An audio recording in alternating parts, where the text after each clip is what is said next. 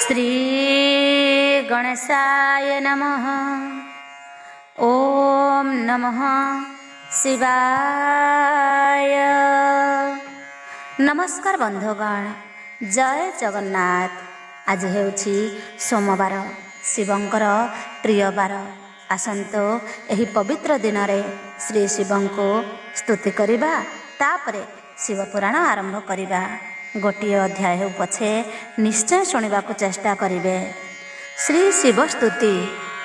जय महादेव पंचानन उमापति, जय श्मशान बिहारी धवल मूरति, जय देव भूतनाथ अनल नयन, जय जोगेश्वर प्रभु वृषभ वाहन, जय श्री शंकर हे जय हे गंगाधर, जय भस्म बोला गात्र श्री चंद्रशेखर, जय मृत्युंजय त्रिपुरारी शूलधारी, जय देव सदाशिव पापतापहारी,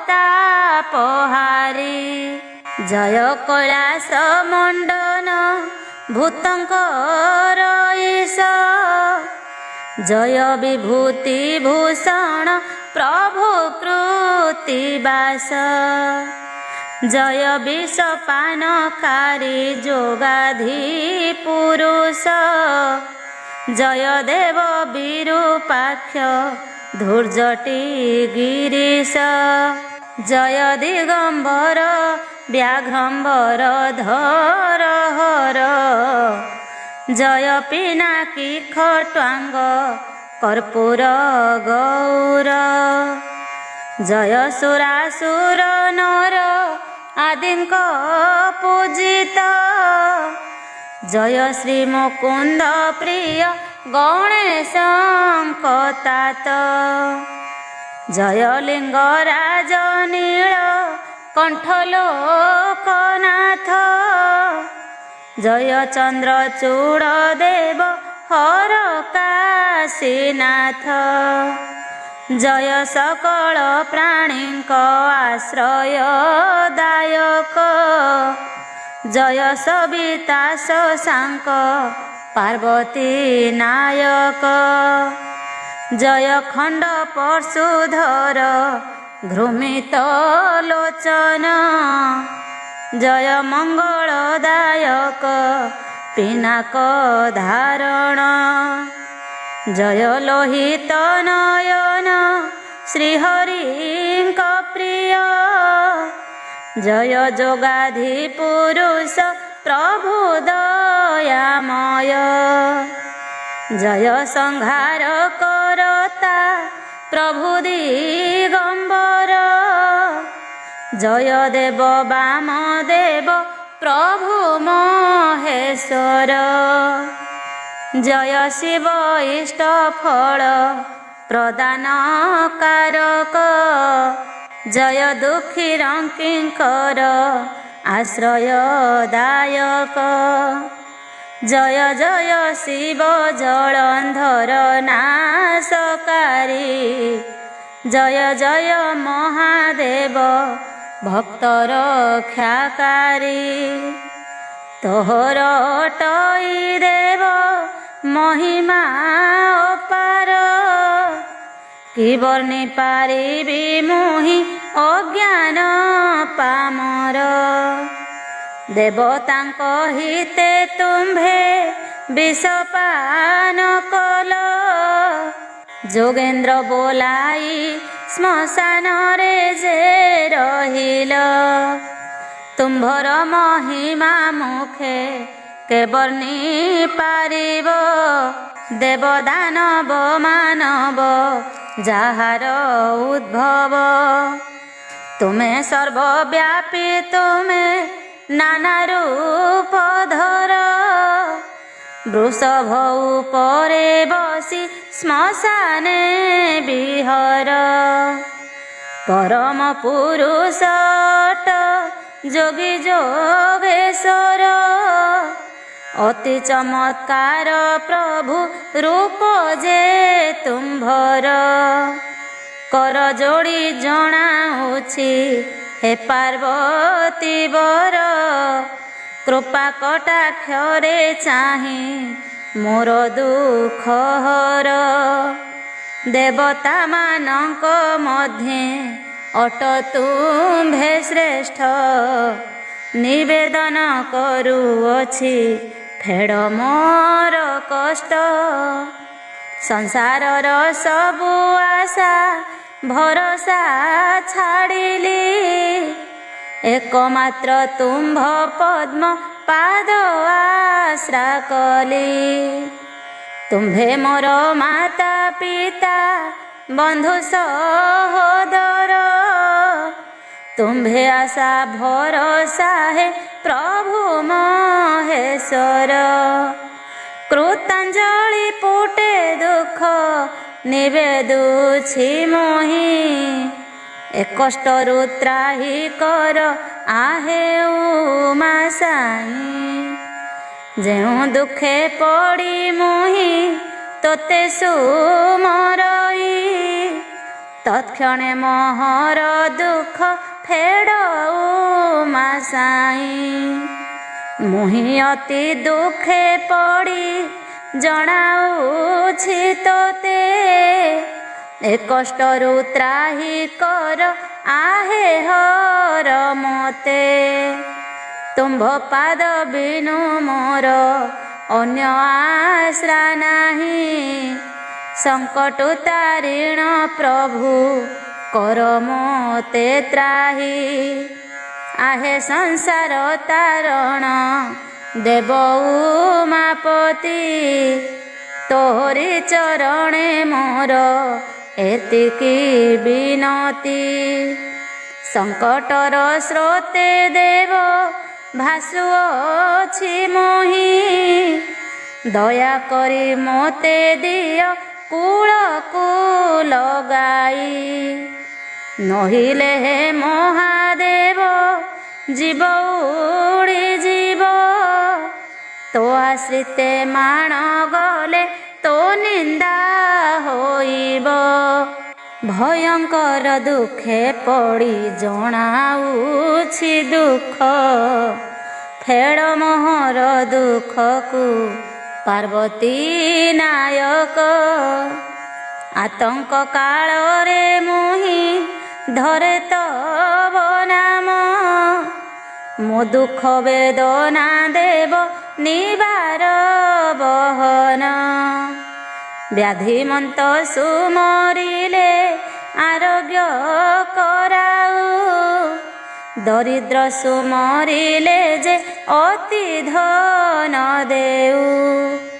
ମୁଁ ଅତି ଆରତେ ଡାକେ ଫେଡ଼ ମୋ ଆରତ, ଜୟ ଜୟ ପ୍ରଭୁ ଆହେ ଦେବ ଭୋଳାନାଥ। ଫେଡ଼ ବାନ ଫେଡ଼ ଦୁଃଖ ଶରଣ ତୋର, ତୁହି ମୋ ଇଷ୍ଟ ଦେବତା ଆହେ ଦେବବର। ଏବେ ଆସନ୍ତୁ ଶୁଣିବା ଶିବ ପୁରାଣ ବା ଶୈବ ପୁରାଣ ପଞ୍ଚମ ଖଣ୍ଡ। ଆଜିର ବିଷୟ ରହିଛି ବଉଳାଗାଈ ଉପାଖ୍ୟାନ। ମହାଦେବ ପାର୍ବତୀଙ୍କୁ କହନ୍ତି ବଚନ, ପୁଣ୍ୟ ଯେ କରିଛି ମୁକ୍ତି ଯିବ ସେ ପାଇଣ। ଏକ ବ୍ୟକ୍ତି ନଗ୍ର ପାଇଁ କରିଥାଏ ପୁଣ୍ୟ, ତାର ପୁଣ୍ୟ ବଳେ ନଗ୍ର ଯାଏ ଉଦ୍ଧରିଣ। କୋଟିକ ମଧ୍ୟେ ଯୋଗୀ ଯେ ଏକ ରହିଥାଇ, ଯୋଗୀ ଯୋଗୁ ଅନ୍ୟମାନେ ଥାନ୍ତି ଟିରହି। ନୃପତିର 7 5 ଥାଟି ନନ୍ଦନ, ତନ୍ମଧ୍ୟରୁ ନରପତି ହୁଏ ଏକ ଜଣ। ପ୍ରଧାନ ବ୍ୟକ୍ତି ନଗ୍ରରେ ଥାଏ ଏକ ଜଣ, କାରିସି ହୁଅଇ ଜଣେ ରଖିଥାଅ ମନ। ସହସ୍ର ଲୋକ ଯୋଗ୍ୟ ଥାଇ ଏକ ଯେ ଜଣ। ସହସ୍ର ଯୋଗରେ ଏକ ସାଧୁର ଉତ୍ପନ୍ନ। ସହସ୍ର ସାଧୁଙ୍କ ମଧ୍ୟୁ ସନ୍ଥ ଏକ ହୋଇ। ସହସ୍ର ଜନ୍ମେ ମହନ୍ତ ଏକ ବାହାରଇ। ସହସ୍ରେ ମଧ୍ୟରେ ଆତ୍ମଜ୍ଞାନୀ ଏକ।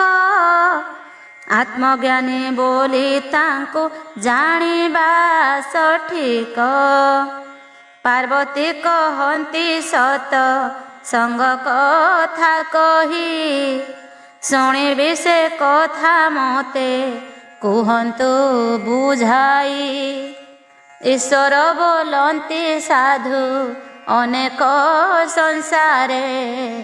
ତ୍ରିଗୁଣେ ଯେ ସାର ସେ ସାଧୁଙ୍କର ମଧ୍ୟରେ। ଶରୀରୁ ବାହାର ହୁଏ ସେହିଟି ନିର୍ଗୁଣ। ସୂକ୍ଷ୍ମ ମନରେ ପର୍ବତେ ଆତ୍ମା ଜ୍ଞାନ ମାନ। ପ୍ରଳୟ କାଳେ ପ୍ରଳୟ ତାଙ୍କୁ ବାଧେ ନାହିଁ। ସୃଷ୍ଟି କାଳରେ ସେ ପୁଣି ମର୍ତ୍ତେ ନ ଜନ୍ମଇ। ଅବ୍ୟୟ କ୍ଷୟ ସେହି ସାଧୁଙ୍କ ମଧ୍ୟର।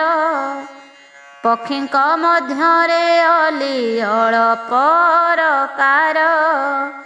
ନିରତେ ସେ ସାଧୁ ସଙ୍ଗେ ଯେ ବସିଛି ଯାଇ।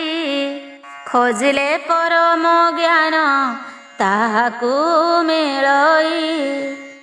ଯେ ସନେ ପଞ୍ଚମାଣ ଯେ ଧାନ ରଖିଥାଇ। ସମସ୍ତ ସମ କରିଣ ତାହାକୁ ଘେନଇ। ଅମଳ କରିଣ ଥୋକେ କରଇ ବିହୀନ। ଥୋକେ ଖାଏ ଥୋକେ ରଖି ଥାଏ ସାଇ ତିଣ। ଭୁଜ ପାଇ ବିହନ ଯେ ଗୃହେ ଥାଏ ରହି। ସଂସାରେ ସାର ସିନା ଯେ ବିହନ ଅଟଇ। ଯେତେ ପରମାଣ ବୃକ୍ଷେ ଫଳିଥାଏ ଫଳ। ବାରେ ଝଡ଼ି ପଡ଼ଇ ସେ ଫଳି ଦୁର୍ବଳ। ସାଧୁ ସଙ୍ଗେ ଯେଉଁ ପରି ଯେହୁ ରହିଥାଇ। ତାହାଙ୍କ ମଧ୍ୟରେ ରସ ଭୁଜ ଥାଏ ହୋଇ। ରସ ମାଂସ ପୁଣି କ୍ଷୟ ହୁଅଇ ତାହାର। ବତାସେ ବଢ଼ିଲେ ବୀଜ ଯାଏ ନା ବୃକ୍ଷର। ନଦୀ କୂଳେ ବୃକ୍ଷ ମୂଳେ ଆଶ୍ରମ ତାଙ୍କର। ଯୋଗ ଧାରଣେ ସଂଯମ ସିନା ପଣାର। ସେ ସ୍ଥାନରେ ବସି ବହୁ ଦିନ ଯାଗ କଲେ। ପାଷାଣ ପରି ଦେହେ ଇନ୍ଦ୍ରିୟ ଯେ ସକଳେ। ତାହାଙ୍କ ଶରୀର ଗଲା ଉଇ ହୁଙ୍କା ହୋଇ। ଲତାମାନ ମାଡ଼ି ପଡ଼ିଲା ଉପରେ ଯାଇ। ମସ୍ତକ ମଧ୍ୟରେ ଉଇ ହୁଙ୍କାର ମଧ୍ୟେଣ। ଉଦ ଉଦଳିଆ ନୀଡ଼ କରିଲା ରଚନା। ପତ୍ନୀକୁ ନେଇଣ ସୁଖରେ ବାସ କରଇ। ପକ୍ଷୀମାନଙ୍କର ଲୀଳା ଶୁଣ ମନ ଦେଇ। ଦୁଇ ଡିମ୍ବ ସ୍ତ୍ରୀ ପକ୍ଷୀ ନିଜେ କରେ ଦାନ। ଅନେକ ଦିନ ତାଙ୍କର ଚାଲିଲା ରମଣ। ବସା କରିଣ ତାପନ୍ତି ଡିମ୍ବକୁ ତାଙ୍କର। ଯେତେ ନାରୀ ବେଶ୍ୟା ପୁଣି ହେ ଶିରାଇ ଜର। ବେଶ୍ୟାମାନଙ୍କର ଲାଜ ଲଜାଟି ନଥାଇ। ମଳ ଉତ୍ସର୍ଗ କରନ୍ତି ତାଙ୍କ ପାଶେ ଯାଇ। ସଦା କରନ୍ତି ସେମାନେ କୋପିତ ନହୀଣ। ରଜ ତାମସାଦି ଈର୍ଷା ଅଛନ୍ତି ବହିଣ। ଅନେକ ଦିନ ଏପରି ଗତ ହୋଇଗଲା। ଡିମ୍ବପାତି ଛୁଆ କରି ଘେନି ପଳାଇଲା। ପ୍ରାନ୍ତ କାଳ ମହାଯୋଗେ ସ୍ୱର ଯେ ହୋଇ। ବତାସ କଲା ପୁଣି ଯେ ଜଳ ବରଷଇ। ଦ୍ୱିଜଦି ପ୍ରହରେ ଦିନେ ବହିଲା ବତାସ। ମରି ଉଡ଼ି ଗଲେ ପକ୍ଷୀ ହେଲେ ସର୍ବନାଶ। ବୃକ୍ଷଲତା ମାଟି ଉଡ଼ି ଗଲେଟି ଶୂନ୍ୟରେ। ଯୋଗିଏ ତାଙ୍କ ସଙ୍ଗରେ ପରାଣ ତେଜିଲେ। ଯମଭୂତ ସେ ଲୋକଙ୍କୁ ନେଇ ବନ୍ଦୀ କଲେ। ତାଙ୍କ ସଙ୍ଗରେ ମିଶାଇ ଯୋଗୀଙ୍କୁ ସେ ନେଲେ। ଯମ ଆଗେ ସମସ୍ତଙ୍କୁ ଠିଆ କଲେ ନେଇ। ଚିତ୍ରଗୁପ୍ତଙ୍କୁ ପାପ ପୁଣ୍ୟ ଯେ ସେ ପୁଛଇ। ପାଞ୍ଜି ଫେଡ଼ି ପାପ ପୁଣ୍ୟ କହ ହେ ତାଙ୍କର। ଚିତ୍ରଗୁପ୍ତ ପାଞ୍ଜି ଫେଡ଼ି ଦିଅଇ ଉତ୍ତର। ଚିତ୍ରଗୁପ୍ତ ଦେଖି କରି କହଇ ବଚନ। ପୂର୍ବ ସମୁଦ୍ରରେ ଥଳ କୂଳଟି ବିହୀନ। ଦାନ ଦେଇ ଅତିଥିକୁ ଯେହୁନ ପୂଜଇ। ଜୋନି ବିକ୍ରି କରି ସେହୁ ଧନର ଜଇ। ଆଜି ଯାହା ସେ ତାହା ସରି ଯାଇଥାଇ। ଦାନ ପୁଣ୍ୟ କରିବ ଯେ ଧନ ଅଣ୍ଟୁ ନାହିଁ। ଯୋଗୀ ତ ପଚାରିଥିଲେ ତହିଁର ମଧ୍ୟର। ନଦୀ ସ୍ନାନାନ୍ତେ କରନ୍ତି ଦର୍ଶନ ତାଙ୍କର। ଧର୍ମ ପୁଣ୍ୟ ଏତିକି ଯେ ଅଟଇ ତାଙ୍କର। ନର ତାଙ୍କ କଥା ବସ୍ତୁ ନନ୍ଦନ ଶୁଣିଣ। ସୂକ୍ଷ୍ମ ନ୍ୟାୟ କଥା ଏବେ ମନ ଦେଇ ଶୁଣ। ସାଧୁଙ୍କ ଦର୍ଶନେ ପାପ ହୋଇଲା ଖଣ୍ଡନ। ଅସାଧୁ ସଙ୍ଗତେ ସାଧୁ ବିନାଶ ହୋଇ। ସାଧୁ ସଙ୍ଗତେ ଅସାଧୁ ପାପୁ ତରି ଯାଇ। ବିଷ୍ଣୁ ଶିବାଳୟ ଗ୍ରାମେ ନାହିଁଟି ଯାହାର। ସାଧୁଙ୍କୁ ଦର୍ଶନ କଲେ ହୁଅଇ ଉଦ୍ଧାର। ଅଶୁଦ୍ଧ ସ୍ଥାନରେ ପ୍ରବେଶିଲେ ସାଧୁମାନ। ସଙ୍ଗତରେ ଆଣିଥାନ୍ତି କୋଟି ତୀର୍ଥମାନ। ଦେବ ଆଡ଼େ ତୀର୍ଥ ମାତ୍ରାରେ ଯାଇ ମିଳିଲେ। ପବିତ୍ର ହୁଅନ୍ତି ସେହି ସ୍ଥାନରେ ସକଳେ। ଦୂତଙ୍କୁ ବୋଇଲେ ମାନଙ୍କୁ ଛାଡ଼ି ଦେଇ। ବିମାନେ ବସାଇ ସ୍ୱର୍ଗେ ଦିଅ ପହୁଞ୍ଚାଇ। ଶୁଣିଣ ଏ ସନ ଦୂତ ମାନେ ଚଳିଗଲେ। ସ୍ୱର୍ଗେ ବସିବା କଥାକୁ ଦୁହିଁଙ୍କୁ କହିଲେ। ଏଥୁ ଅନ୍ତେ ଆନ କଥା ଶୁଣି ଦେଇ ମନ। କୁଶ ଦ୍ୱୀପରେ ରହିଅଛନ୍ତି ଯେ ବ୍ରାହ୍ମଣ। ବିପ୍ର ଘରେ ଏକ ଗାଈ ବଉଳା ତା ନାମ। ବଉଳା ନାମରେ ଗାଭୀ ଥିଲା ବିପ୍ରଙ୍କର। ଠିକଣା ବେଳେ ଜନ୍ମିଲା ଏକଇ କୁମର। ଗୋଷ୍ଠୀ ମେଳରେ ସଦା ଯାଏ ସେହି ଚରିଣ। ନିକଟରେ ରହିଅଛି ରୁଦ୍ର ନାମେ ବନ। ପଳାରୁ ବାହାର ହୋଇ ଭୋଜନ କରିଣ। ଏକ ଦିନ କର କଥା ଶୁଣି ପ୍ରିୟ ସହି। ବଉଳା ପ୍ରତିଦିନରେ ରହିଯାଏ ସେହି। ବ୍ୟାଘ୍ର ଦେଖି ବଉଳାକୁ ବଚନ କହିଣ। ବ୍ୟାଘ୍ରର ସମ୍ମୁଖେ ଦିନେ ଗଲା ସେ ପଡ଼ିଣ।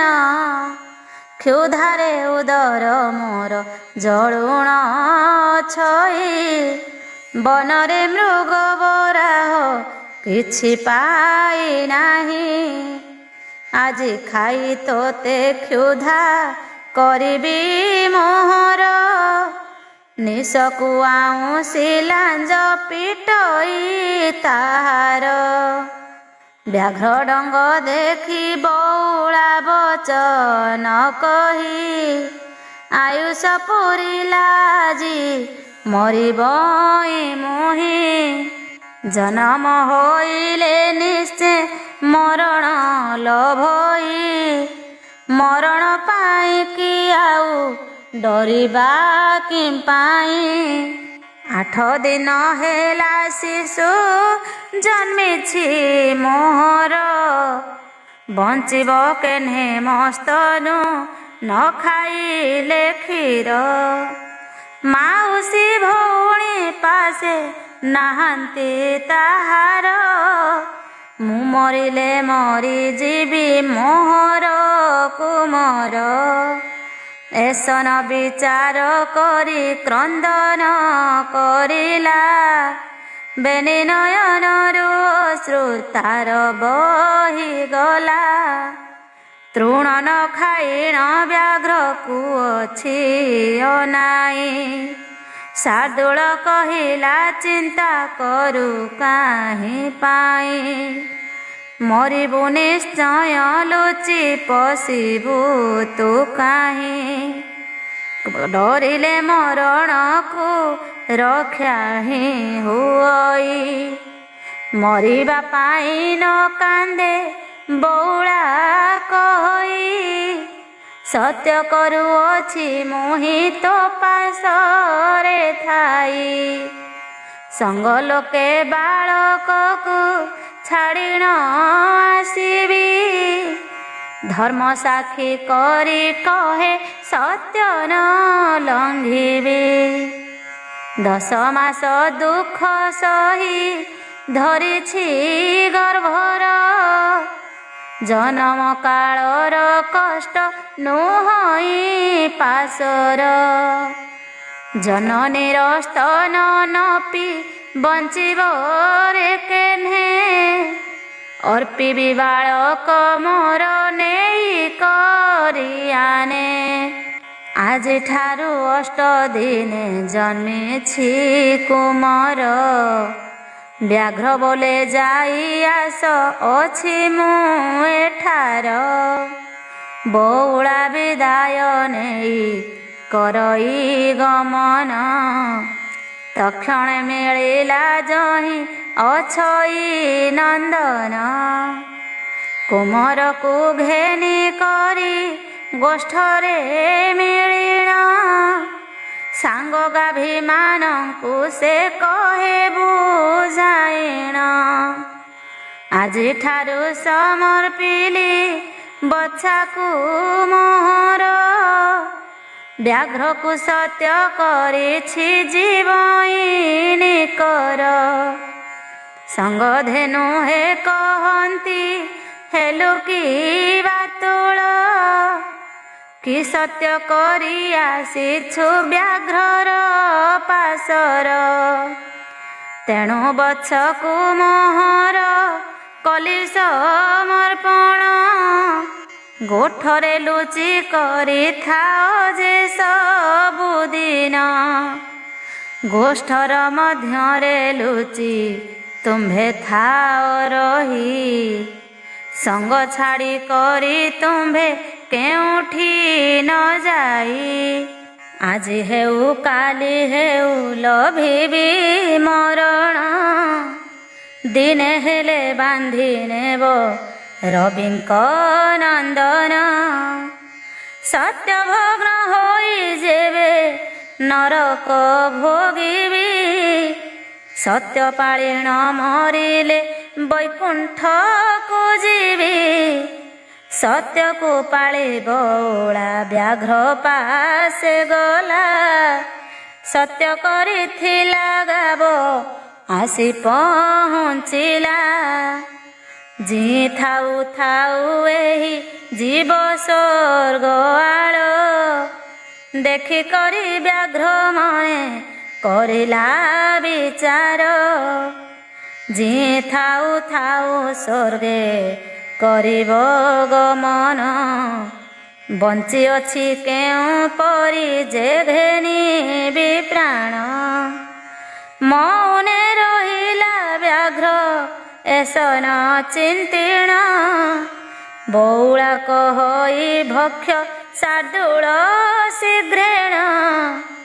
ଦୁହେଁ ସତ୍ୟ କରି ହୃଦ ଧରି ଦୃଢ଼ ମନ, ମନରେ ଚିନ୍ତିଲେ ସର୍ବେ ସ୍ୱର୍ଗ ପରଧାମ। ଯେତେ ଜୀବଜନ୍ତୁ ବଉଳା ବ୍ୟାଘ୍ର ମେଳରେ, ଦୁହିଁଙ୍କର ହେତୁ ସର୍ବେ ଗଲେ ସ୍ୱର୍ଗପୁରେ। ପ୍ରାଣୀଙ୍କ ଉଦ୍ଧାର କର୍ତ୍ତା ପରମଟଇ, ସତ୍ୟବନ୍ତ ଲୋକ କଥା ଗାଇ ତ ନୁହଁଇ। କହଇ ଶ୍ରୀ ବୁଦ୍ଧିମନ୍ତ ଥିଲେ ସତ୍ୟ କହି, ରକ୍ଷା କରିବେ ତୁମକୁ ଜଗତ ଗୋସାଇଁ।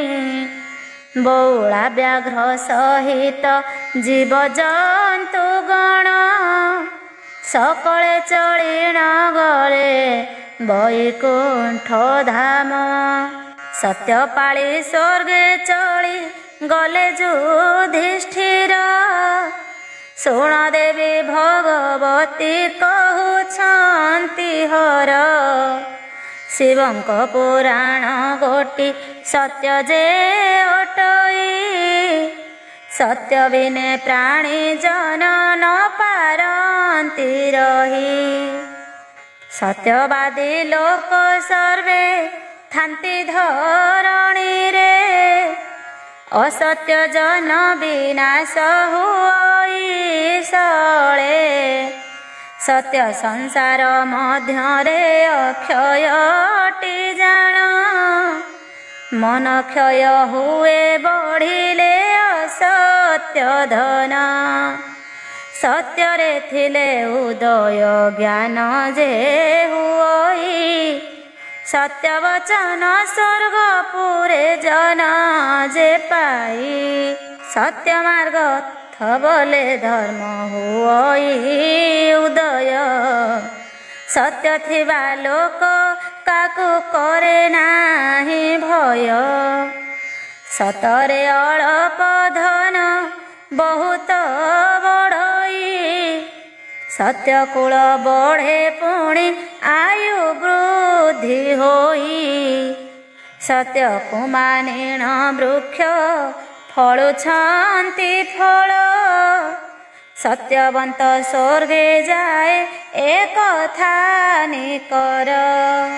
ପୂର୍ବର ସିଦ୍ଧାନ୍ତ ତୋତେ କହୁଛି ବୁଝାଇ, କୋଶ ଦିଗେ ଏକ ଧନୀ ଲୋକ ଥିଲା ରହି। ପାଷାଣ୍ଡ ପଣ୍ଡିତ ନାମେ 10ଟି ନନ୍ଦନ, ବାଣିଜ୍ୟ କରନ୍ତି ସିନ୍ଧୁରେ ପୋତେ ଯାଇଣ। ଅନେକ ଦରବ ସେହି କଲା ଅରଜନ, ବୈଷ୍ଣବ ଏକ ରଖିଲା ଶ୍ରଦ୍ଧା କରିଣ। ବୋଲଇ ବୈଷ୍ଣବ ଗୃହେ ରହିଥାଅ ମୋର, ପାଳନ କରିବୁ କି କହିଥିବା କଥା ତୋର। ମିଥ୍ୟା କହିବା ଜନର ସଙ୍ଗ କେବେ ନହିଁ। ସତ୍ୟ କହିବା ଲୋକରେ ଶିରରେ ବସଇ। କହନ୍ତି ଜଗତେ ମୂଳକୁ ନିକିବା କିଣିବା। ମୂଳରୁ ମୂଳ ଜାତ ହଜିଲେ ନ ପାଇବା। ସତ୍ୟ କରି ଅସତ୍ୟ ତୁ କଦାପି ନ କର। ଧନ କ୍ଷୟ ପ୍ରାଣ ପୀଡ଼ା ହୋଇବ ନିକର। ଜଳ ସ୍ଥଳ ନଳ ଆକାଶ ଖଡ଼ଗ। ନବଗ୍ରହ କୃପାରୁ ନୁହଁଇ ତ୍ରାସ ରୋଗ। ସତ୍ୟବନ୍ତ ଯେହୁ ଲକ୍ଷ୍ମୀ ପରିଚାରିତାର। ସତ୍ୟ ସର୍ବଜ୍ଞାନ ଆତ୍ମା ସମ ପରିଚାର। ବ୍ରହ୍ମା ବିଷ୍ଣୁ ଶିବ ସତ୍ୟ ଦିଅନ୍ତି ଦର୍ଶନ। ସତ୍ୟରେ ପ୍ରସନ୍ନ ହନ୍ତି ଦେବଗଣ। ସତ୍ୟକୁ ପାଳିଣ ମୋତେ ଥାଅ ଚାହିଁ ଚାହିଁ। ଶ୍ରଦ୍ଧା ଯେବେ କଲୁ ବିପ୍ର ନିଶ୍ଚୟ ରହିବଇଁ। ପ୍ରକ୍ଷ ହେବାରୁ ସତ୍ୟ କରିଲି ମୁଁ ପାଳନ। ମୋହର ଧନ ଭଣ୍ଡାର କଲି ସମର୍ପଣ। ଯାହା ଯାହା ଦେବ ତୁମ୍ଭେ ପ୍ରମାଣଟି ସେହି। ଅନ୍ୟାୟ କରିବ ଶ୍ରବଣରେ ନ ଶୁଣଇ।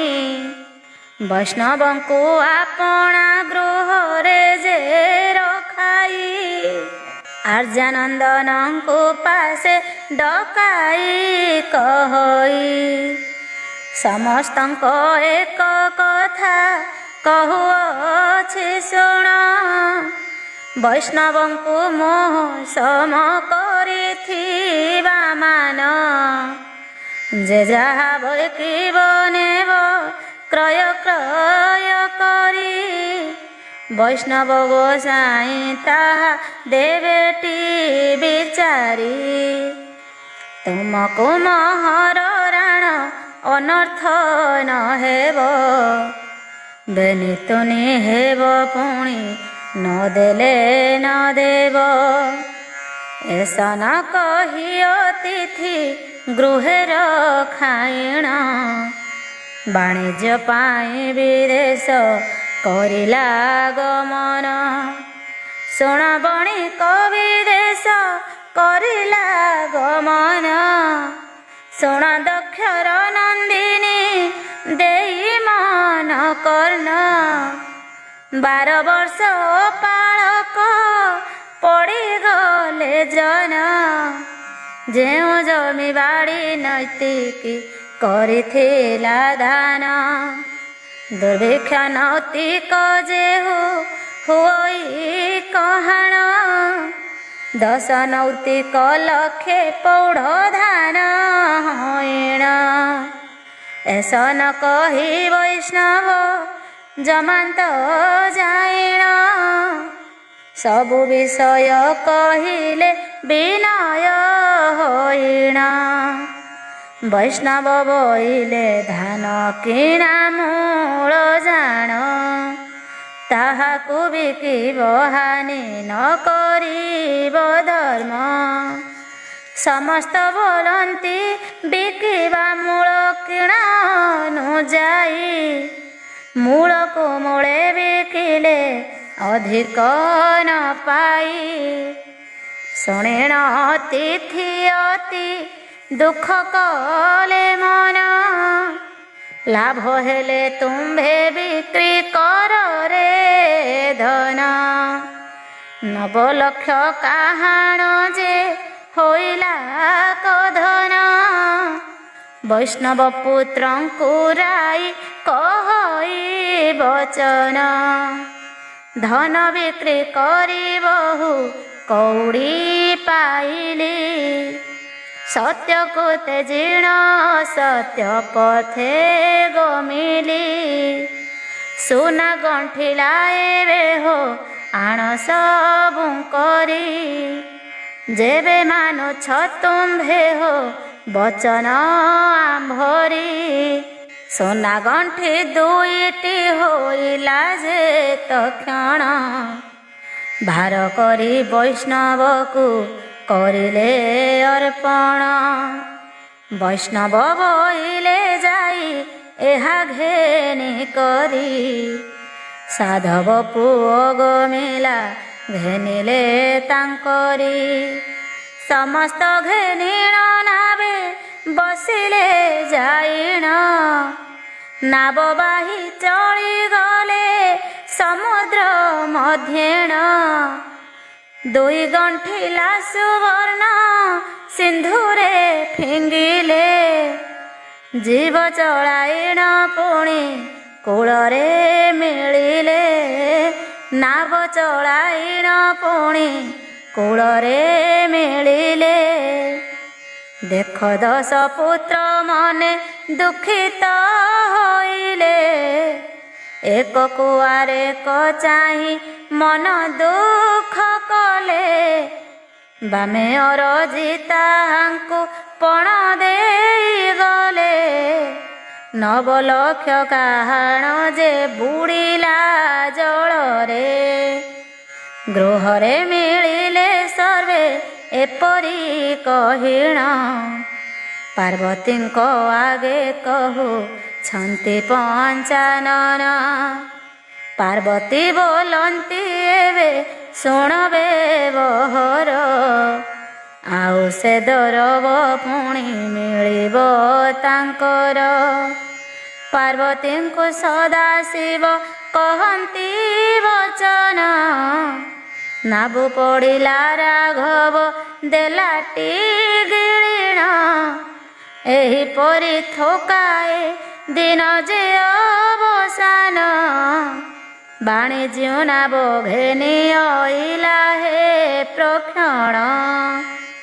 ବୈଷ୍ଣବ ଭୋଗମାନ ସମସ୍ତ ଅଣାଇ, ଦୀପାବଳି ଘେନି ଗଲେ ବୋଇତ ବନ୍ଦାଇ।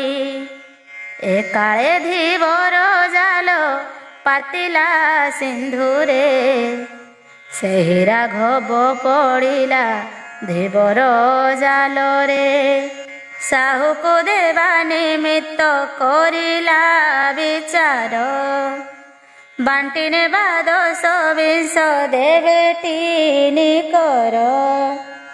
ମାଛ ଭେଟି ଦେଲେ ନେଇ ବନ୍ଦାପନା ବେଳେ, ଟଙ୍କା ଯା ମିଳିଲା ବାଣ୍ଟି କରିନେବା ସିନା।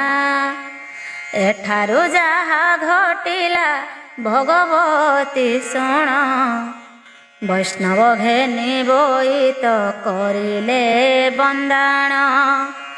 ସାଧୁ ପଡ଼ଇ ଆସି ବୈଷ୍ଣବ ଯେ ଚରଣ, ମାଛ ସହିତେ ଦ୍ରବ୍ୟ କଲହେ ସମର୍ପଣ। ମାଛ ସହିତେ ବୋଇତ କଲା ସମର୍ପଣ, ପୁତ୍ରେ କହିଲେ ପିତାକୁ ପଥେ ଓଗାଳିଣ। ନବଲକ୍ଷ କାହାଣ ଯେ ସମୁଦ୍ରେ ବୁଡ଼ଇ, ବୈଷ୍ଣବ ଯୋଗୁ ଘର ଦ୍ୱାର ଯେ ବୁଡ଼ି ଯାଇ। ସାଧୁ ବୋଲଇ ଦରବ ନାଶନ ହୁଅଇ, ଧର୍ମ ପଦାର୍ଥ ମିଳିବ ଚିନ୍ତା କର ନାହିଁ। ଧର୍ମ ପଦାର୍ଥେ ଅଧର୍ମ କାହିଁଟି ମିଶିଣ, ବୈଷ୍ଣବ ମାଛକୁ ସାହୁ ଗଲେ ଘେନିଣ। ବୈଷ୍ଣବ ନେଇ କରି ଯେ ମାଛକୁ କାଟିଲେ, ସୁବର୍ଣ୍ଣ ଗଣ୍ଠିଲା ଥିଲା ତାହାର ଉଦରେ। ବୈଷ୍ଣବଙ୍କୁ ସାହୁ ସର୍ବ କରିଲା ପ୍ରଦାନ, ତଉଲନ୍ତେ ଅଛି ରହି ମୂଳ ଦ୍ରବ୍ୟମାନ। ଅଧର୍ମ ନୀତି ଦ୍ରବ୍ୟ ମାନତ ହିଁ ନାହିଁ, ମୂଳ ଦ୍ରବ୍ୟମାନ ସବୁ ରହିଅଛି ତହିଁ। सत्य विचारी वैष्णव गले स्वर्गपुर साहू वंश आराधीन चलिले सकल समस्तंकु घेनीण वैष्णव जे गले गीत छंदरे दीन बुद्धिमंत बोइले। सत्य असत्य ओ भृगु चषा कहानी। पार्वती कहती शुण देव पंचानन कथाए पचारे मते कुह बुझाइण सत्य सत्य ए दुहे काहू जनमिले केउ परि आसी करी जगत व्यापी रे संक्षेपरे हा मते कुह प्रभु हर शुणिले मन पवित्र होइब मोहर पूर्व कथा शुण सही कहती शान मही सत्य जुग आद्य होइला जनम कहुअछि सती तोते बेलर कथा पूर्ण ब्रह्म नामे थिले जणे जे करता महाविष्णु तांको ठारू लभिले जनम पाटराणी जेहु कमला तांकर नाम दुई नंदन धर्म धर्म जे तांकर सत्यवती नामे कन्या जन्मिला बर धर्म सत्यवती कन्या धर्म हंकु दुई स्त्री घेनी कले काठी गृहकु पुत्र जन्म होइला केते दिन परे धर्मर नंदन नाम सत्य जे संसारे अधर्मर एक सुत होइला जनम असत्य बोलोई करी हेला तार नाम सत्य सत्य दिने कजिया जे करिले जे जहार टाण पण केभे न छाड़िले जनक कहती दुहे कली कर नाही घर करी भिन्न स्थाने रुह दुहे जाई तुम्हकु एही पृथ्वी बांटी करी देली बड़ भाई सत्य ज्येष्ठा मुए हाकु देली समान रे जोग करी नहीं जा बांटीण वाक्य मानि कली द्वंद्व दियो नाही मन सत्य सत्य से दिन रहिले संसारे कली कजियारु केही निवर्ति न गले सत्य जाइन लोड़ई सर्वग्रासी स्थान असत्य जे भागीबार हुई जाइण असत्य प्राणी गण को सत्यानाश करे महेश कहिले हा गौरिया गरे चरित एमानंकर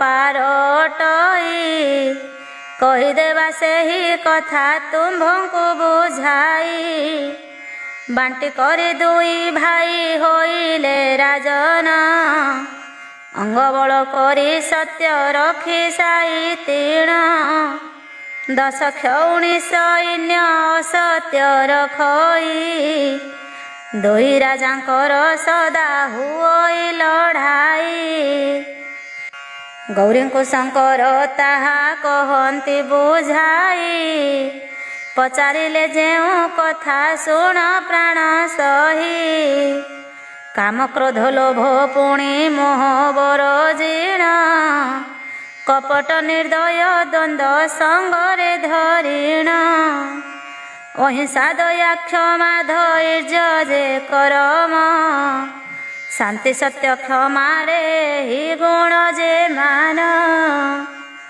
एमानंकु नेई बेनिराईज करिले पार्वतींकर आगरे शंकर कहिले सत्य सत्य ए दुई शुण ठाकुराणी आउ कथाए कुहंतु मोते टिए क्षणी भोजनग्रे सत्यवंत नामे एक जन ସତ୍ୟବନ୍ତ ଧାନ ବୋଝେ ଦେଲାଟି ବିକିଣ ଅଖାରେ ପୁରାଇ ଧାନ କରିଣ ବହନ ଆନ ରାଜ୍ୟରେ ବିକିଣ ଆସେ ବାହୁଡ଼ିଣ ଏକ ମହାଜନ ବ୍ୟଗ୍ରେ ଗମନ କରଇ ଆଗ ପଛେ ସେ ଜନର ବୋହିଟି ନଥାଇ ଅଖା ମୁଣ୍ଡାଇଣ ଏକା ବଳ ଯାଉଥିଲା ପଥର ମଧ୍ୟରେ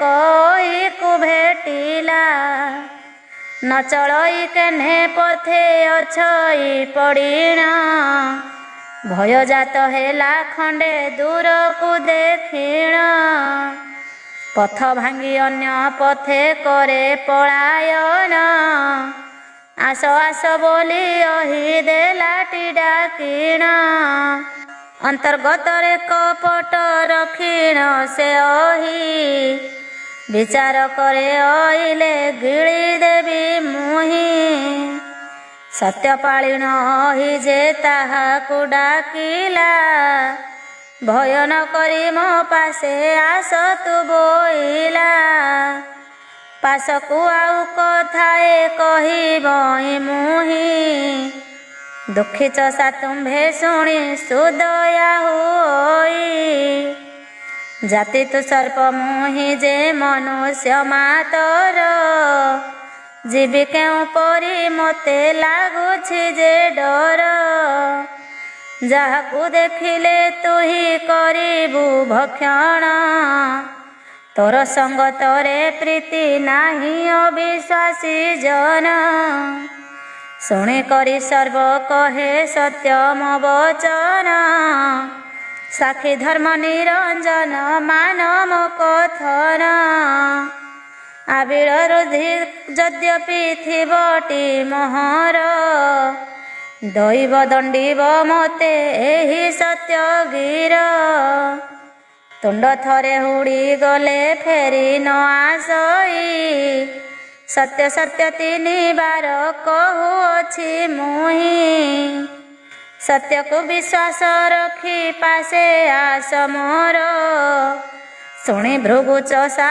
କଲା ବିଶ୍ୱାସ ତତ୍କାଳ ସର୍ପ ନିକଟକୁ ଚଷା କରିଣ ଗମନ ତା ପାଶେ ଉଭା ହୋଇଣ କହଇ ବଚନ ନ ପାରଇ ଚାଲି ମୁତ ପଡ଼ିଣ ଛଇ କିପରି ଯିବି ମୁତ ମନ୍ତ୍ର ବିଚାରଇ କ୍ଷୁଧା ଭୟ ବଚନ କହୁଅଛି ଯେ ମୁହିଁ ଘୋର ବନସ୍ତରେ ରଖ ମୋତେ ବେନେଇ ଭୃଗୁ ବୋଲଇ କିପରି ତୋତେ ମୁହିଁ ନେବି ତହିଁ କି ଉପାୟ ମୋତେ କହ ମୋତେ ଭାବି ସର୍ପ କହେ ଅଖା ମଧ୍ୟେ ଭରି ଦିଅ ମୋତେ ମୁଣ୍ଡାଇଣ ନେଇ ମୋତେ ଚାଲ ତୁ ବନସ୍ତେ ଶୁଣିଣ ଭୃଗୁ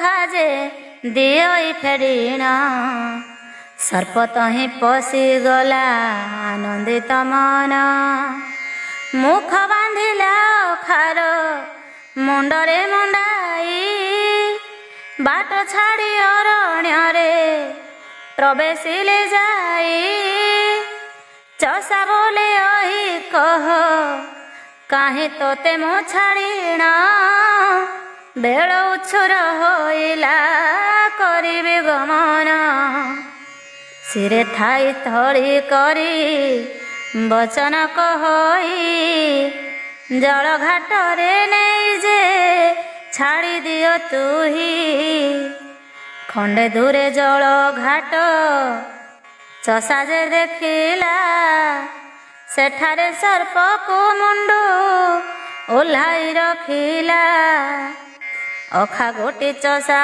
ଦିଅନ୍ତେ ଯେ ଫେଡ଼ିଣ ନିଜ ରୂପ ଧରି ସର୍ପ ଗଲେ ବାହାରିଣ ଚାରି ଚୌଧ କରି ସର୍ପ ଥିଲା ମସ୍ତକରେ 60 ହାତ ସେହି ଯେ ହୋଇଲା ଲମ୍ବରେ 6 ଆକାରରେ ଫଣା କୁଣ୍ଡେ ମୋଟ ହୋଇ ଉଚ୍ଚରେ କହଇ ଚଷା ଯାଉଅଛୁ କାହିଁ।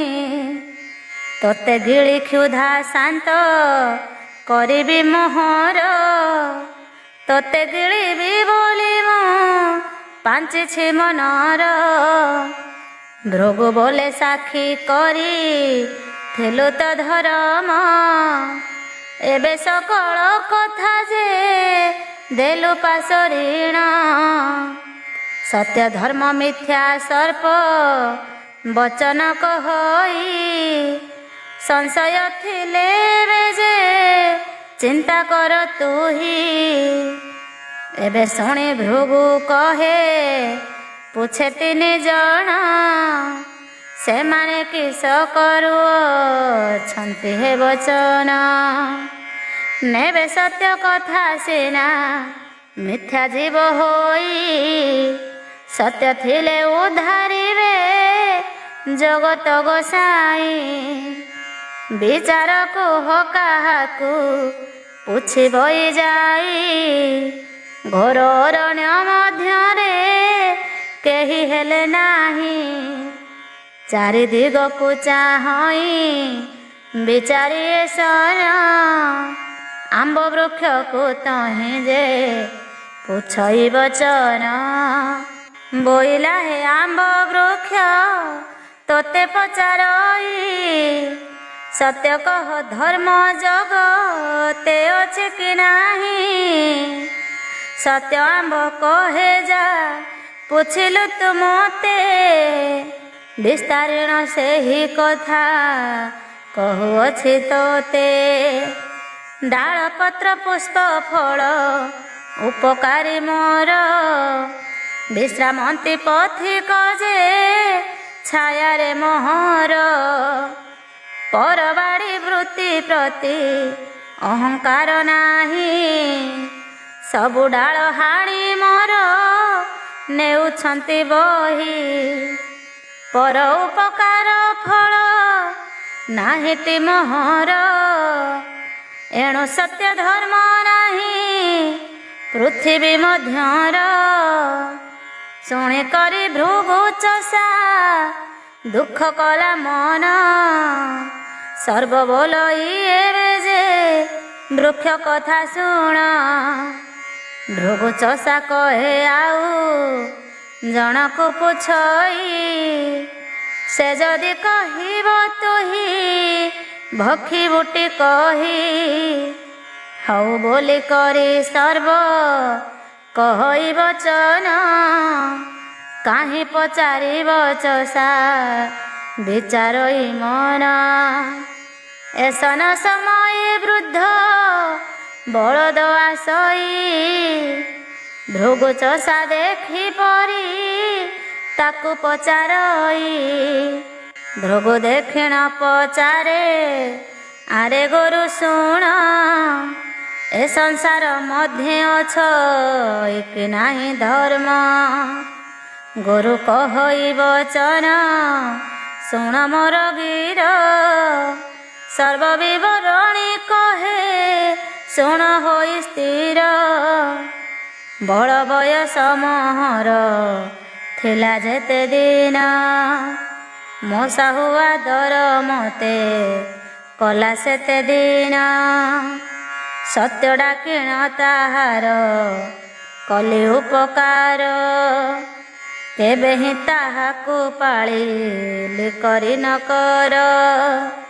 ବଳ ବୟସ ଥିଲା ଯେ ରଖୁଥିଲା ମୋତେ, ଛାଡ଼ିଦେଲା ଏବେ ମୁହିଁ ବୁଲଇ ବନସ୍ତେ।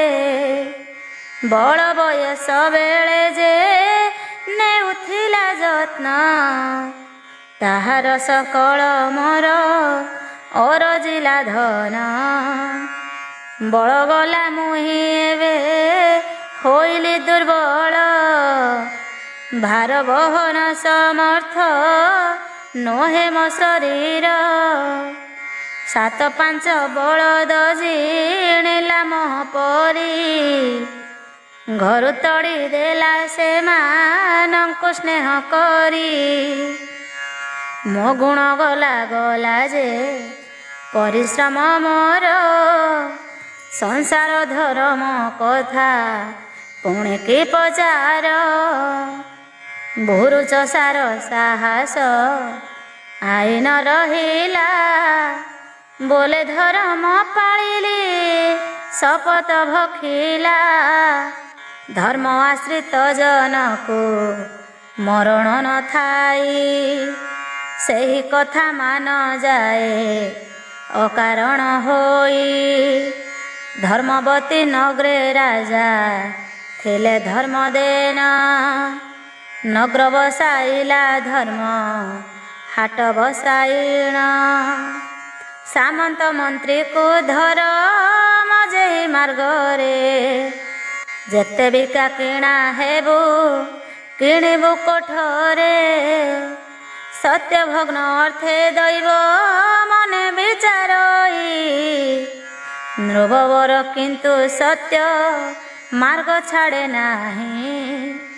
ସତ୍ୟ ପାଳି ସ୍ୱର୍ଗପୁରେ ଚଳିଲା ରାଜନ ସତ୍ୟ ପାଳି ନାଶ ହୁଏ ମୋହର ଜୀବନ। ଧର୍ମ ଦେବତା ସଂସାର ବିଚାର ଜାଣିଣ ଆନ ଏକ ସ୍ୱରୂପକୁ କରିଲେ ଧାରଣ। ଅବଧୂତ ରୂପ ସ୍କନ୍ଧେ ଏକ ଠେଙ୍ଗା ଧରି ହଠାତ୍ ତାହାଙ୍କ ପାଶେ ଗଲେ ସେହୁ ମିଳି। ଭୃଗୁ ଚଷା ଦେଖି କରି ମନେ ବିଚାରଇ ଦଣ୍ଡ ମାତ୍ର ରହିଥାଅ ରେ ଦାରୁଣ ଓହି।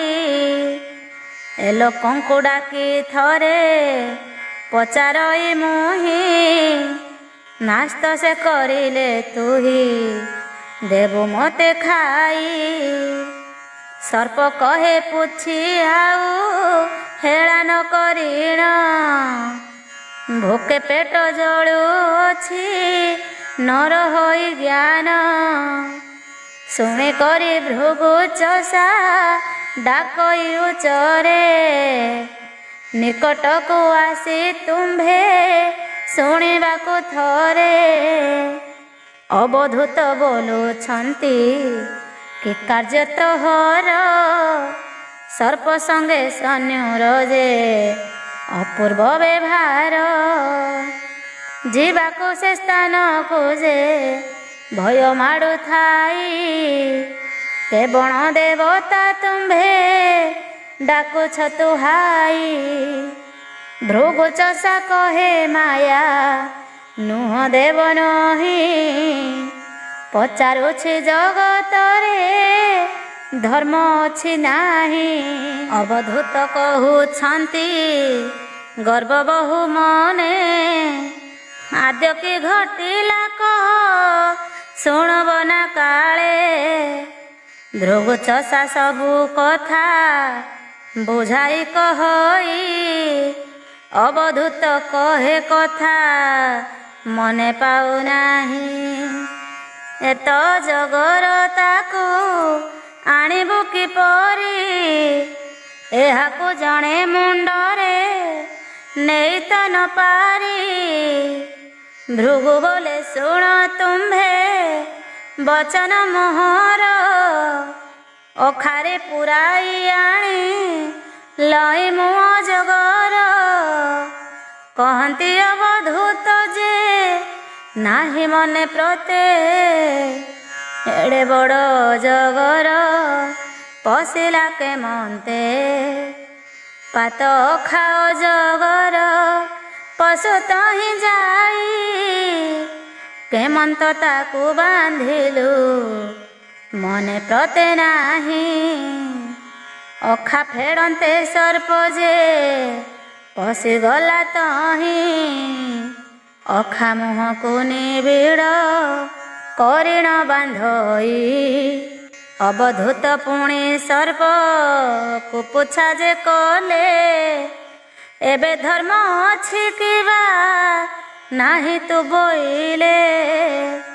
ସର୍ପ କହେ ସତ୍ୟ ସଂସାରରେ କେବେ ନାହିଁ କୋପେ ଅବଧୂତ ମାରିଲେ ଗୋଇଠା ନେଇ, ଠେଙ୍ଗା ଧରି ନ ପିଟଇ ଦୁଷ୍ଟ ମାଡ଼ ଖାଏ, ସ୍ୱର୍ଗପୁର ଗଲା ପ୍ରାଣେ ତେଜି ସର୍ପ ଛାଏ, ଭୃଗୁ ଅଖା ଧରି ଗଲା ଆପଣା ନଗର,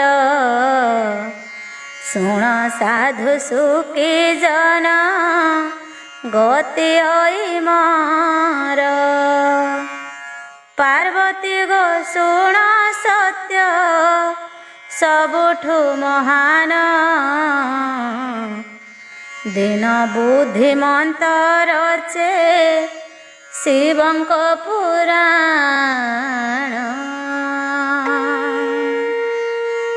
ଓମ୍ ନମଃ ଶିବାୟ।